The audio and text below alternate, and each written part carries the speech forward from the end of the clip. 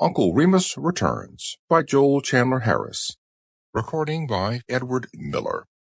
Preface.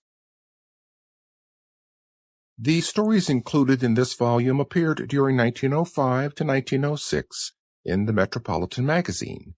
They are told by Uncle Remus, but the little boy who listens to them is the son of the little boy of the early volumes. He is visiting his grandmother, Miss Sally, on the plantation where his father grew up, and in his turn has become the devoted follower of the old darky. It was the intention of the author to continue this series and to gather the stories eventually into a fifth volume of Uncle Remus Tales, but his editorial duties on the Uncle Remus magazine absorbed most of the energy of his last 2 years, and the projected volume was not completed.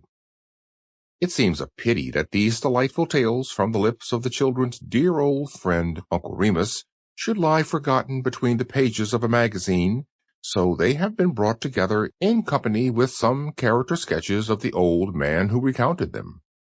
The brief but vivid and amusing glimpses of Uncle Remus's personality contained in the latter may serve as a slight but suggestive background for the tales themselves, and thus afford a touch of realism to the fantastic legends so dear to the hearts of primitive people.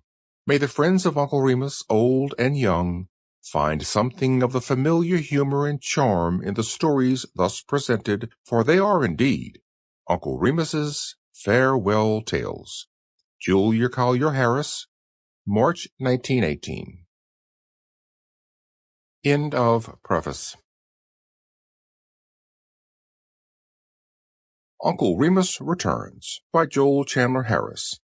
Chapter 1, Brother Rabbit's Bear Hunt. The little boy had naturally a good deal of that simple faith that is one of the most beautiful characteristics of childhood, but his training had been to some extent along the lines marked out in certain periodicals that contain departments in which mothers are instructed how to deal with children, and in which sage advice is given by young men and young women under names not their own, as to the training of youngsters.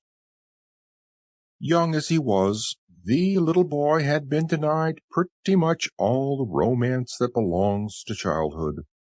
For him, the beautiful story of Santa Claus, with all the associations that belong thereto, had been shattered. The grandmother deplored it and wept over it during the long watch. Sample complete. Ready to continue?